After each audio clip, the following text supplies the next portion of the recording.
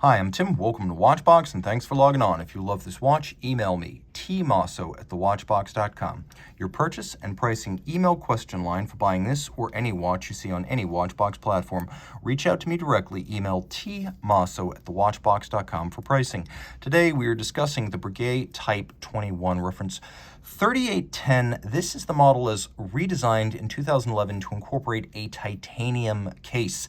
The watch is aging gracefully, and it is part of that original Type 20 family of Breguet aviation-inspired chronographs that hark back to the 1954 original, which was named after the French military aviation contract that it was designed to fulfill. So this is Breguet's icon. This is their living fossil, if you will, like the Reverso at JLC, the Nautilus and the Calatrava at Patek, the Royal Oak at Audemars. This is the core model. You want to get a Type 20, 21, or 22 to have that link to Breguet's longest serving and longest continuously offered model line. The timepiece is titanium and larger than the previous Type 20s at 42 millimeters in diameter.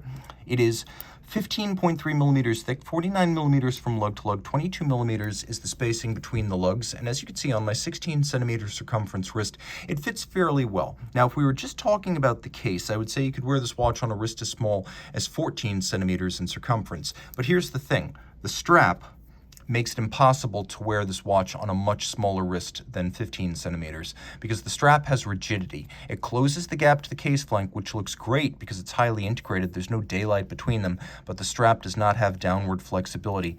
And to Breguet's credit, Breguet gives you a lot of leather. It's exceptionally thick cut, heavily bolstered to add volume, and as you can see, this is a brand new Breguet factory strap. Calfskin on the bottom, black calfskin on the top, a contrasting stitch in aviation fashion, and then we have a Breguet branded, full polished, single fold deployant clasp that's there to protect you from accidentally dropping your watch while you don or remove it at bedside. You can see that there's plenty of Type 20 and even a little bit of marine in this case design.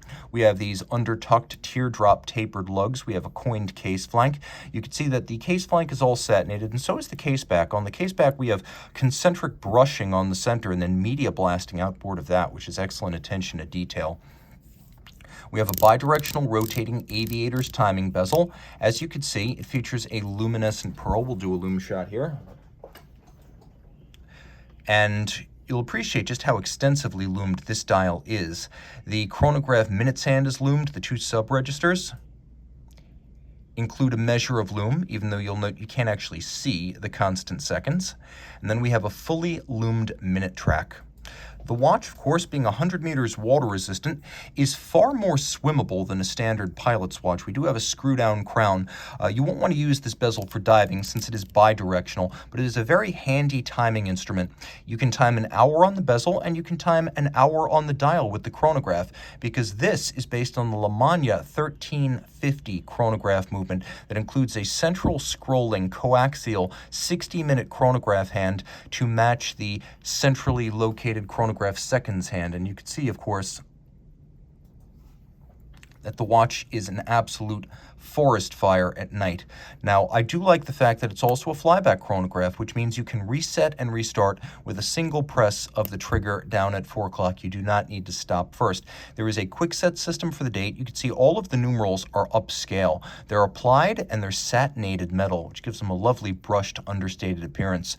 The hands at center are a modified syringe type for the hours and the minutes. You can see we have sunken sub-registers for constant seconds, chronograph hours, and then there's this 24-hour dial that many people mistake for a GMT, and that's not at all what it is. What it is a, let me just stop the chronograph first, just reset all that.